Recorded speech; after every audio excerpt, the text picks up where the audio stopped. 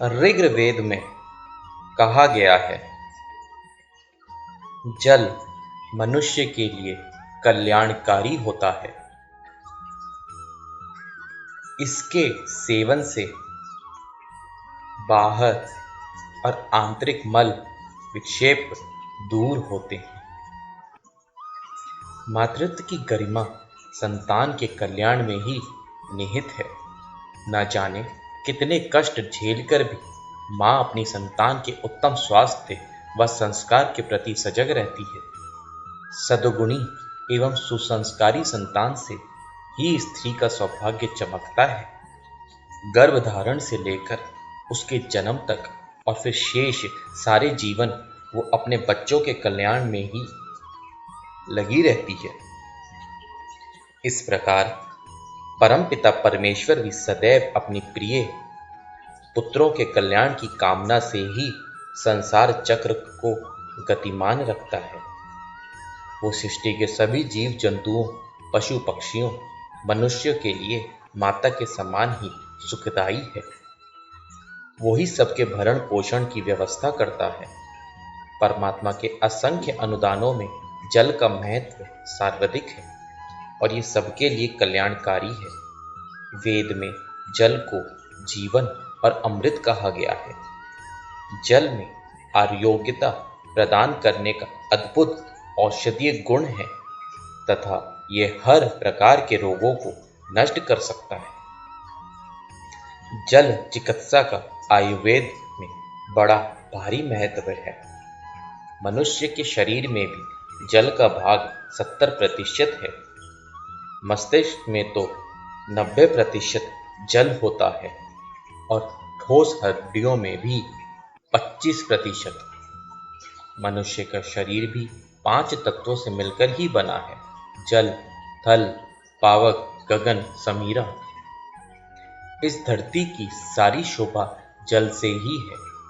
ये मनोरम हरियाली, मनमोहक महकते फूलों के पौधे, स्वादिष्ट फलों से लदे हुए वृक्ष, घी, दूध, दही आदि सब जल की कृपा से ही उत्पन्न होते हैं। पहाड़ों के दुर्लभ खनिजों का टनिक पीकर परिपुष्ट जल जब खेतों में पहुंचता है तो धरती सोना उगलने लगती है। संसार के सारे क्रियाकलाप जल देवता की कृपा पर आधारित है। कण कण में जल भगवान की सत्ता विद्यमान है।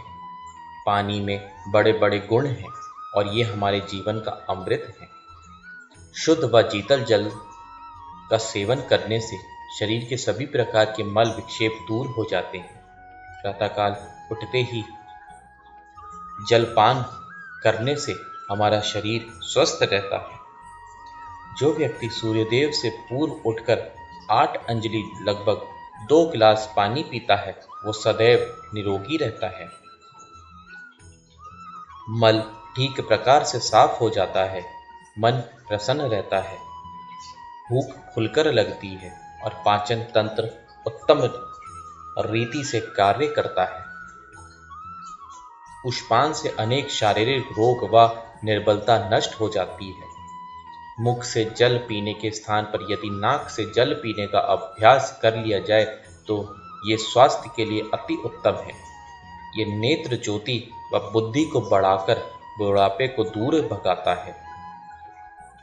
शरीर शुद्धि के लिए स्नान तो परम आवश्यक है। प्रतिदिन का स्नान बल, पुष्टिवर्धन, आरोग्यता और स्वास्थ्य का संपादन करता है। इससे देह में स्वच्छता और स्फूर्ति बनी रहती है। शुद्ध व शीतल जल में स्नान करने से शरीर का मैल, पसीना व थकावट दूर हो जाती है। ये शारीरिक बल को बढ़ाकर ओजस्ता व दीर्घायुष प्रदान करता है। गर्म जल से स्नान जहाँ तक संभव हो नहीं करना चाहिए। ठंडी पानी से नहाना ही स्वास्थ्य के लिए लाभकारी है। इसीलिए कहा गया है, जल ही जीवन है।